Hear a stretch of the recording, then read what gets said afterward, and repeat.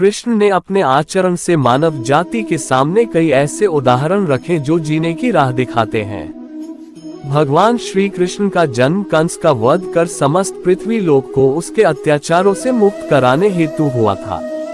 किशोरावस्था में ही वह गोकुल से मथुरा आ गए तथा दुष्ट कंस का वध किया। कंस की मृत्यु से दुखी उसके श्वशुर जरासंध ने एक विशाल सेना लेकर मथुरा पर आक्रमण कर दिया। इस आक्रमण में उसके साथ शिशुपाल और काल्यवन जैसे शक्तिशाली राजा भी शामिल थे। जल्दी ही सेना मथुरा जा पहुंची और मथुरा की राजसभा में कृष्ण तथा बलराम को सेना को सौंपने का संदेश भेजा गया।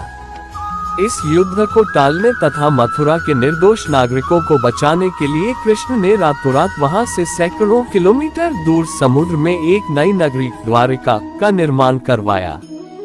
अपनी माया से उन्होंने समस्त नागरिकों, उनके पशुओं तथा संपत्ति को नींद में ही नई नगरी में पहुंचा दिया।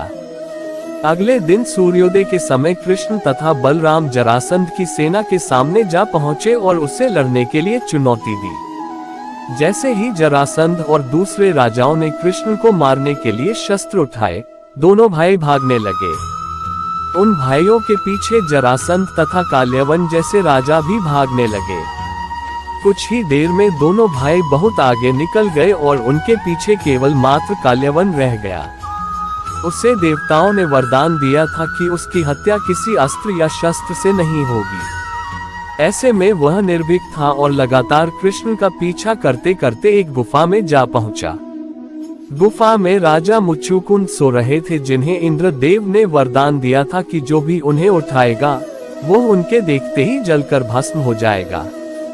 वहां पहुंचकर कृष्ण ने सोए हुए मुच्चुकुंद पर अपना पीतांबर डाल दिया और स्वयं छिप गए। काल्यवन भी वहां जा पहुंचा और सोए हुए राजा मुच्चुकुंद पर पीतांबर देख उन्हें ही कृष्ण समझ बैठा। उसने मुच्चुकुंद को उठाने के लिए लात मारी, जिसके कारण उनकी निद्रा खुल गई और उनके देखते ही काल्यवन वहीं पर जलकर भस्म हो गया। तत्पश्चात कृष्ण ने राजा मुच्चुकुंद को अपने चतुर्भुज स्वरूप में दर्शन दिए और उन्हें मोक्ष पाने का वरदान दिया। वहीं दूसरी ओर जरासंध और बाकी राजा पूरी तरह से खाली मथुरा देखकर वापस लौट गए।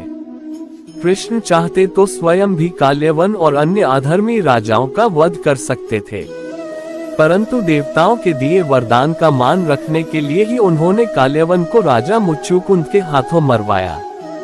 इसी तरह बाद में जरासंध का वध पांडु पुत्र भीम के हाथों करवा कर भूधरा का भार कम किया। इस कहानी के बाद कृष्ण के नाम के साथ हमेशा के लिए रण जोड़ दिया। कृष्ण की इस कहानी से सीख मिलती है कि अनावश्यक ताकत का प्रदर्शन नहीं कर बुद्धिबल से काम लेना चाहिए। इस तरह हम अपनी शक्ति को खर्च होने से रोक सकते हैं और बड़े से बड़े संकट का भी सामना कर सकते हैं।